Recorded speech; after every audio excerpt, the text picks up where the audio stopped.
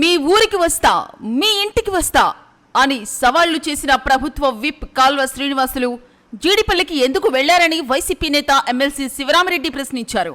హంద్రీనీవా ప్రాజెక్టుపై చర్చకు సిద్ధమంటూ కాల్వ శ్రీనివాసులు చేసిన సవాల్ను శివరామరెడ్డి స్వీకరించారు.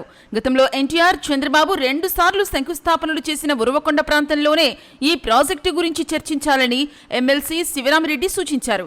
అయితే ఇవాళ కాల్వ శ్రీనివాసులు జీడిపల్లికి వెళ్లి అక్కడ చర్చకు రావాలని చెప్పడంపై శివరామరెడ్డి తీవ్ర విమర్శలు చేశారు. కాల్వ శ్రీనివాసులకు ఏం చెప్పాలో తెలియకనే దీనిని తప్పుదోవ పట్టించడానికి జీడిపల్లికి వెళ్లారన్నారు. హంద్రీనీవా ప్రాజెక్టు వైఎస్ రాజశేఖర రెడ్డి హయాంలోనే పరుగులు తీసిందని, గత కాంగ్రెస్ హయాంలో జిల్లాకు నీరు వచ్చిందని శివరామరెడ్డి వ్యాఖ్యానించారు. 2 సార్లు ముఖ్యమంత్రి అయిన చంద్రబాబు ఆ 9 ఏళ్లలో ₹1 కూడా ఖర్చు చేయలేదని మరోసారి ఉద్ఘాటించారు. ఈ 5 ఏళ్లలో వైఎస్ జగన్మోహన్ రెడ్డి 6300 క్యూసెక్కులతో కాలువ సామర్థ్యాన్ని పెంచేందుకు టెండర్లు కూడా పిలిచారన్నారు. కానీ ఇప్పుడు కాలువ వెడల్పును తగ్గిస్తూ లైనింగ్ వేస్తూ జిల్లా ప్రజలకు తీవ్రమైన ద్రోహం చేస్తున్నారని శివరామరెడ్డి విమర్శలు చేశారు.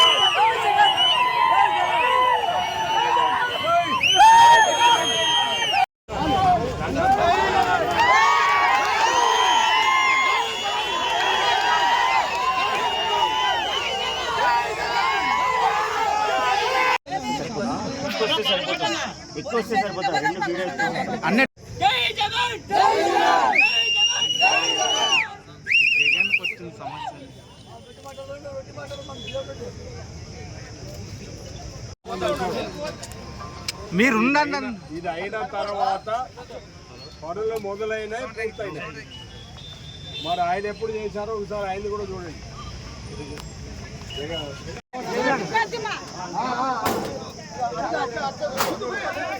ఎత్తుకోండి ఎత్తుకోండి అన్న ఎత్తుకోండి.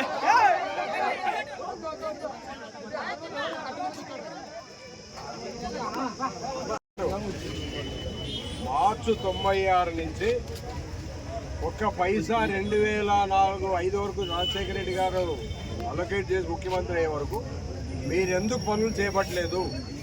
ఈ 10 సంవత్సరాలు గ్యాప్ ఎందుకు వచ్చింది? 8 సంవత్సరాలు. మరి ఇదంతా వాస్తవం కదా, మేము చెప్పేది కాదు. ఇలా శిలాఫలకాల దగ్గర అయితే ఈ వాస్తవాలన్నీ రాష్ట్ర ప్రజానీకానికి తెలుస్తాయనే ఉద్దేశంతోనే ఈరోజు కాలువ శ్రీనివాస్ గారు మభ్యపెట్టడానికి జీడిపల్లికి పోవడం జరిగిందే తప్ప వేరే ఏమి కాదన్న విషయం ప్రజలకు స్పష్టంగా అర్థమవుతుంది. ఎట్టి పరిస్థితుల్లోనూ శ్రీనివాసులు గారికి చిత్తశుద్ధి ఉంటే ఇంకా కొద్ది కాలంకైనా ఇక్కడే పెట్టాల్సిందిగా నేను డిమాండ్ చేస్తున్నా. ఆయన ఎప్పుడు పెట్టా నేను రావడానికి రెడీగా ఉన్నా.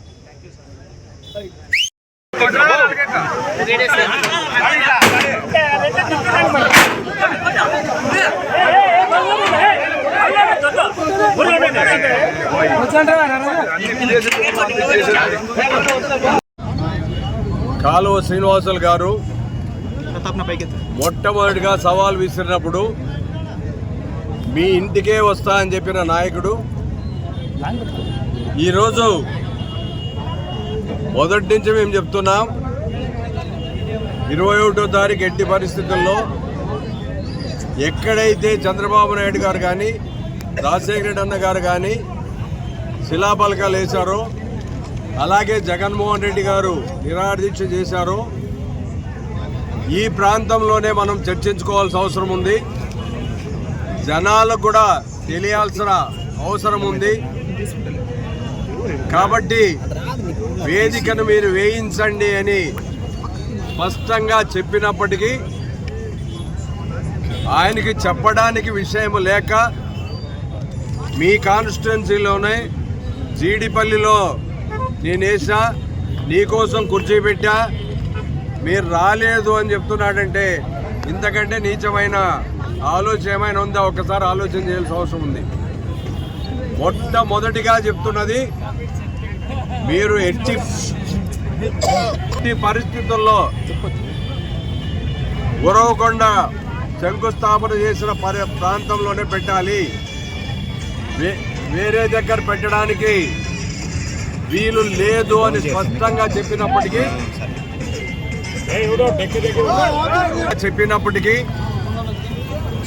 ఆయన చెప్పే విషయం లేక ఉరవకొండకు రాలేదనేది స్పష్టంగా అర్థమవుతుంది.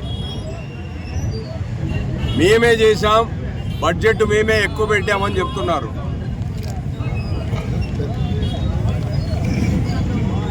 చంద్రబాబు నాయుడు గారు 2 సార్లు, అలాగే పెద్దలు రామారావు గారు ఒక్కసారి ఈ కెనాల్కు శంకుస్థాపన చేయడం జరిగింది.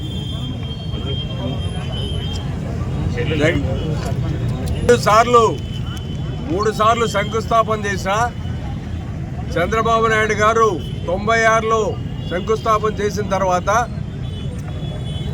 2004 వరకు ఆయన అధికారంలో ఉన్నాడు. మార్చి వరకు అనుకుంటా, మార్చు. మరి ఇలాంటి పరిస్థితుల్లో అంత టైం ఉన్నా కనీసం శిలాఫలకం వేసిన వాళ్లకు రోడ్ సైడ్ అటు ఇటు కెనాలు 1 కిలోమీటర్ 2 కిలోమీటర్లు తీసిన వాళ్ళకి ఏమైనా డబ్బులు ఇచ్చావా అని కూడా సభాముఖంగా ప్రశ్నిస్తున్నారు. రాజశేఖర రెడ్డి అన్న గారు ఉద్యమం చేసింటేనే, రాజశేఖర రెడ్డి అన్న గారు కావచ్చు, మైసూరారెడ్డి గారు కావచ్చు, రవీంద్రారెడ్డి గారు కావచ్చు, రాయలసీమ ఉద్యమం అని రాయలసీమలో ప్రత్యేకంగా ఉద్యమాన్ని నిర్వహించిన తర్వాత రామారావు గారిని సెక్రటరియట్ దగ్గర గేట్ దగ్గర అడ్డుకున్న తర్వాత ఈ అంద్రీనీవా కానీ, గాలేరు నగర్ కానీ, మిగిలిన కొన్ని కెనాల్స్ని అనౌన్స్ చేయడం జరిగిందే తప్ప అంతకు ముందు కాదన్న విషయాన్ని కూడా ఇక్కడ గమనించాల్సిన అవసరం ఉంది. మహానుభావుడు రామారావు గారు 86, 87లో శంకుస్థాపన చేస్తే తర్వాత 2 సంవత్సరాలు అధికారంలో ఉన్నారు. దాని తర్వాత చంద్రబాబు నాయుడు గారు 9 సంవత్సరాలు అధికారంలో ఉన్నారు. ఏ ఒక్క రోజైనా కనీసం ఒక గంప మట్టైనా మీరు తీశారని అడుగుతున్నా. అది చేయకుండా పైగా 40 టీఎంసీలు ఉండే అంద్రీనీవాను కేవలం 5 టీఎంసీలు కుదించి జీవో ఇచ్చిన విషయం వాస్తవం కాదా? ఇది రాయలసీమ వాసులకు ద్రోహం చేసినట్లు కాదా అని సభాముఖంగా ప్రశ్నిస్తున్నా మీ పత్రికా ప్రెస్ మూలకంగా. కేవలం 5 సుమారుగా 6,182 కోట్లు చేసి పూర్తి చేయడం జరిగిందన్న విషయాన్ని కూడా మనం ఇక్కడ గమనించాల్సిన అవసరం ఉంది. అది జీవోలతో పాటు ఉన్నాయి. చంద్రబాబు నాయుడు గారు ఏ ఒక్క పైసా అయినా ఆ 9 సంవత్సరాల్లో ఎందుకు ఇవ్వలేకపోయాడు? దాని తర్వాత వాళ్ళు ఖర్చు పెట్టిండేది కూడా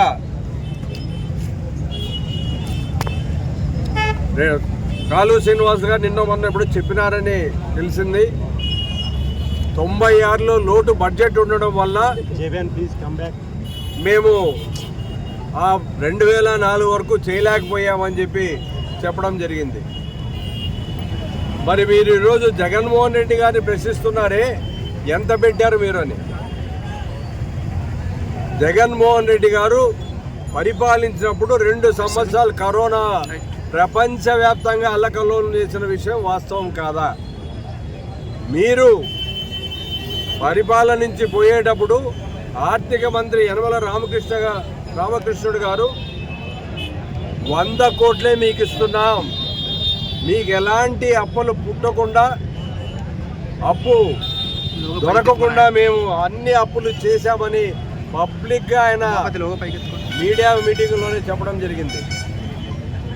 అంటే మీ ఖజానా ఖాళీ చేశావు, నువ్వు ఏమీ చేయలేవు, జీతాలు కూడా ఇవ్వలేని పరిస్థితుల్లో నువ్వు ఉన్నావని చెప్పిన విషయం వాస్తవం కాదా అని అడుగుతున్నా. అలాంటి పరిస్థితుల్లో మళ్ళా 2021లో జగన్మోహన్ రెడ్డి గారు 6,300 క్యూసెక్కులకు పెంచుతూ సుమారుగా 318 కోట్లు శాంక్షన్ చేసి టెండర్లు పిలవడం జరిగింది, టెండర్లు ఇవ్వడం జరిగింది.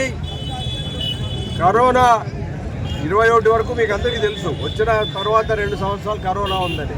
అయినప్పటికీ టెండర్లు పిలిచి మనం కేవలం 2,000 క్యూసెక్లు 3,000 క్యూసెక్లు ఇస్తే సరిపోదు, దీన్ని పెంచాల్సిన అవసరం ఉందని 6,300 క్యూసెక్కులతో ఆయన డబ్బు అలొకేట్ చేయడం జరిగింది, శాంక్షన్ చేయడం జరిగింది. దాన్ని టెండర్లు అవ్వడం జరిగింది. వేరే 2 కంపెనీలు కూడా తీసుకోవడం కూడా జరిగింది. తర్వాత ఈ ఎలక్షన్లు దగ్గర రావడం వలన కొన్ని ఆర్థిక పరిస్థితులు ఎట్లున్నా దీన్ని పూర్తి చేయాలనే తపనతో ఆయన ముందు ప్రయత్నం చేసిన డేటు ఎలక్షన్లు ట్రెండ్ రావడం వల్లనే కొద్దిగా లేట్ అయింది తప్ప, మరి ఈరోజు నిజంగా మీలో చిత్తశుద్ధి ఉంటే 3,850 క్యూసెక్కులకి ఎందుకు పెట్టాల్సి వచ్చింది? కేవలం మీరు ఎక్కడైతే మాళ్యాల ముచ్చుమర్రి దగ్గర నుంచి సుమారుగా 216 కిలోమీటర్లు ఉంది. 216 కిలోమీటర్లకి మీరు పెట్టిండేది 700 కోట్లు ఈ అంద్రీనివా పైన. ఈ 700 కోట్లు కూడా మీరు ఒక్కసారి మీడియా వాళ్ళు కెనాల్ పైన పోతే కేవలం గట్టులు ఏవైతే ఉన్నాయో ఆ గట్టుల్ని ఊరికే మట్టి తీయడం జరిగింది. అంటే వెడల్పు పైన వెడల్పు చేయడం తప్ప వీళ్ళు కొత్తగా చేసింది ఏమీ లేదు. అంటే పెద్ద కాంట్రాక్టరు టెండర్లు పాడితే ఆయన ఇంకొక ఆయనకి సబ్ లీజ్కి ఇస్తే, సబ్ కాంట్రాక్ట్ ఇస్తే, ఆ సబ్ కాంట్రాక్ట్ ఇంకొకరికి సబ్ కాంట్రాక్టర్ ఇచ్చా అంటే దీంట్లో ప్రజల డబ్బు ఎంత దుర్వినియోగం అయిందో ఒక్కసారి ప్రజలు గమనించాల్సిన అవసరం ఉంది. ఇలాంటి కేవలం డబ్బు దోచుకోవడానికే ఒక కార్యక్రమాన్ని పెట్టి మేము వైడనింగ్ చేస్తూ ఉన్నాం అంటున్నారే, మరి 6,300 క్యూసెక్కులతోనే మీరు ఎందుకు చేయలేకపోయారు?